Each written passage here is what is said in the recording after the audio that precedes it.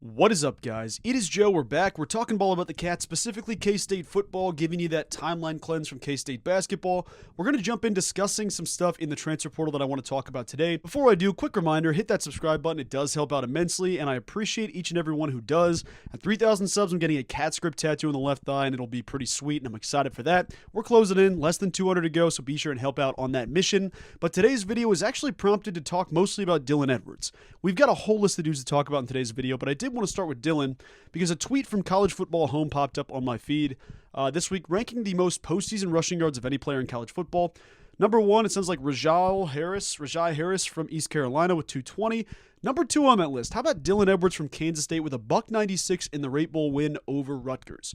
It showed a lot of different people basically chiming in saying, how good is Dylan Edwards? This dude is legit. He's going to be an incredible player next season. And it made me realize just how incredible the retention of this class was.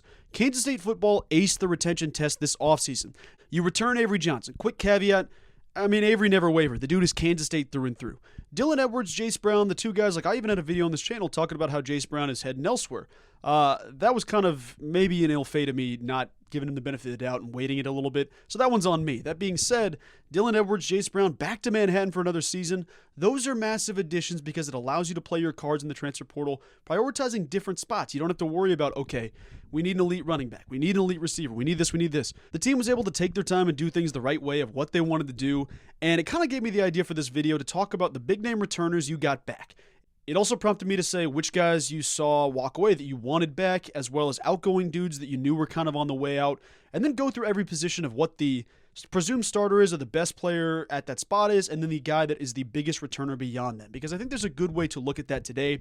So I wanted to start off here talking about some big name returners. We already mentioned Avery, Dylan, and Jace. Those three are the big three that come to mind. Some other dudes that are maybe not getting the love they deserve in terms of great job of retention. You get Joe Jackson back. Was there going to be an alley that both Joe Jackson and Dylan Edwards stayed? You saw it in the Rate Bowl. They both looked good, had good snaps. There wasn't like okay, this guy's the clear-cut number one. This guy's going to not see the field.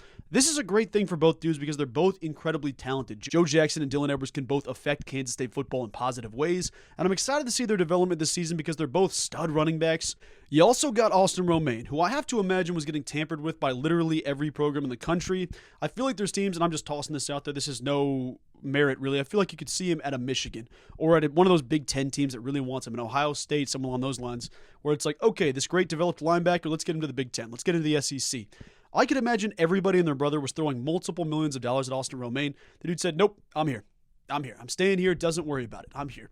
Another returner, one that's an unlikely one that many of us thought was gone. How about Uso Seumalo? Not because we thought he'd entered in the transfer portal, but because it looked like his eligibility had run out. Thank you, Diego Pavia. I never know how to say it. I think it's Pavia.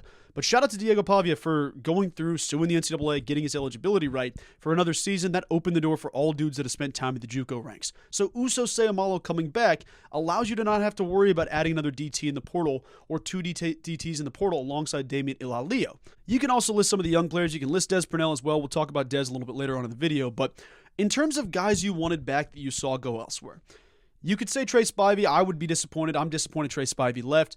The guy that is more of a maybe, are we super broken up that Carver Willis hit the portal? He's a solid starter. He's done good things at Kansas State. You kind of just want players that you don't say their name on the offensive line. If you just don't have a spot where it's like they're not showing up in terms of negative stuff, that's a good player. Carver Willis fit that conversation. Transfers to Washington, gets his money, does his thing, but I don't know that I consider that one an 100% crushing blow. We're not sitting there feeling the same way about Trey Spivey that we are about Carver Willis. That being said, love the Willis family, good kid, great player. Thankful for his time here. Those are the only two dudes that I look at. Maybe you could say Keegan Johnson. I think it's also obviously a lot easier to say, looking back, dang, he could have had this impact. He could have done this. He could have this. It never quite worked out for Keegan Johnson, which is a disappointing thing, but I wouldn't have mind keeping him back, but he's once again not a crushing blow.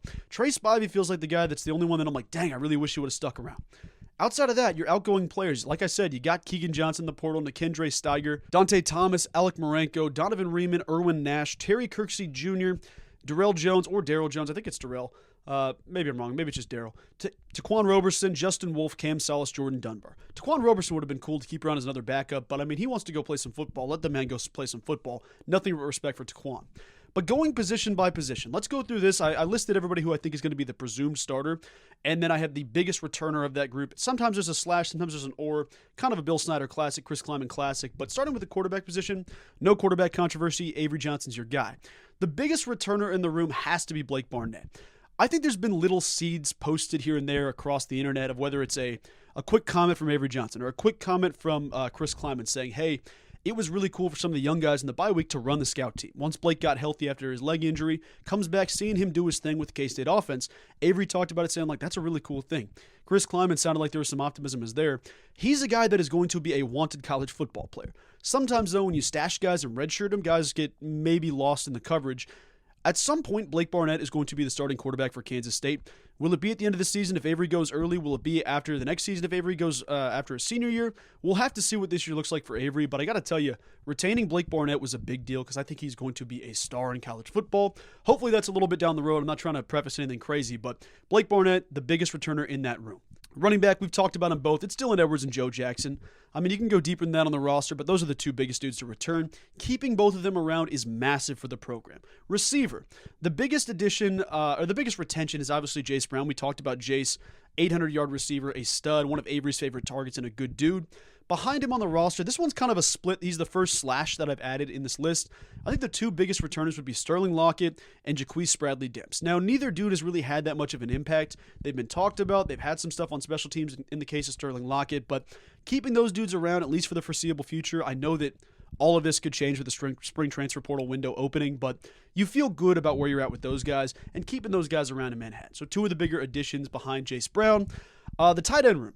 How do you want to chalk this up? That's an honest question. I got Garrett Oakley as the starter, but the biggest returners are Braden Lofton, Will Ancio, and Will Swanson. Like, you can't really prioritize one of those three saying Braden Lofton is better than the other two. Will Ancio is better than the other two. Will Swanson is better than the other two. Like, Will Swanson's helpful because he also jumps into the fullback role at Kansas State, which is a big deal. And then Lofton and Ancio, both blocking dudes, but can also go make plays down the field. You're excited about both those guys returning. Everybody in that room's young. Obviously, Will Swanee being a senior. Everybody else, very young. You got Lincoln Cure coming in. Hopefully, you have Ian Premer coming in the future. But a really cool thing to see, to say the least. Another quick caveat. For defense, I wanted to split it up so you didn't have, like, left defensive end, right defensive. Like, I wanted to have a spot for both that. But then I got to the linebacker room, and I'm like, well, let me combine all the linebacker spots. So in the best interest of fairness, I combined its spots like DN just to one position rather than left DN, right DN. I also did the same thing with the linebacker room. Like, instead of having Will, Sam, middle, I just have linebackers. So there's the quick caveat. I won't split it up because it'd be cheating to do one and not the other. For defensive end room, like, there's a ton of different dudes you could say here. The biggest returners, I would say, and this is kind of an or situation, I think bringing back Tobias Insomni and bringing back Chidi Obiizer are both big deals. Like, guys with experience, guys with sacks, guys with stats, they are some dudes that are going to have some impact this upcoming season. To the defensive tackle, like we said, we talked about Uso, the biggest returner, one of the most underrated players, I would argue, in college football. He is an absolute monster. Damian Ilalio deserves more love than he gets from guys like me, from guys like you. From the average fan, you may not show up and see Damian Ilalio on the stat sheet every week. He has a massive impact in terms of run stuffing, in terms of pass rushing. He makes plays here and there that need to be talked about. Damian Ilalio, a big deal. And having Uso Seumalo behind him, that's another massive thing. In the linebacker room, I've got Austin Roman and Des Purnell. Keeping both these guys around with the addition of a kid like Gabe Powers, like, I'm not even talking about additions to the transfer portal in this video. That'll be a future video in, a couple days, couple weeks, whatever the case is, however the schedule works out. Keeping those two side by side, adding a stud linebacker in the transfer portal, like, I feel so good about that room being a top 2 room on our entire team. Like, K-State's linebackers could be the best linebackers in the Big 12 this year. Their secondary could be that as well. Moving on to that secondary, same thing here. I combined all 3 safety positions into one. I think the biggest returner, obviously, it's VJ Payne. That's not a question for anybody. And behind him, I really liked what Jack Fabris had to offer in small doses. Like, it wasn't a situation where he's going to go get 10 tackles a game, but he had a couple plays here and there that you're like, okay, there's some flash of a good player in there. That's the biggest returner behind him. The final position on this list is the cornerback room. I shouldn't say DB, but for your corners, you have 2 young stud cornerbacks in Zayshawn Rich and Donovan McIntosh. Guys that are going to play a lot this upcoming season. I also said, Amarian Fortenberry is going to be a starter eventually at Kansas State, whether it's immediate or it's a couple games in. I think he's going to play a lot of time. That being said, those dudes showed some stuff in the Rate Bowl. They got beat a little bit early. They came back with a vengeance, and I'm excited to see that with both guys. So you look at this list, every single person on here has Big 12 experience, with the exception of, like, Blake Barnett doesn't have a ton, but or actually any, to say the least. But everybody in this list has Big 12 football experience, has college football experience. They're returning next year. You add the guys as freshmen that you landed. You add the guys to the transfer portal that you landed.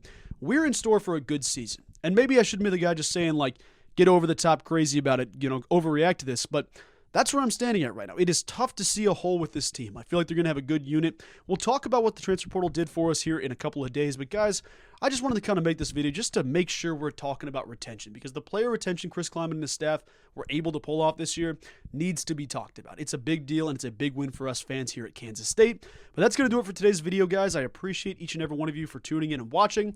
I will talk to you all soon. Go Cats!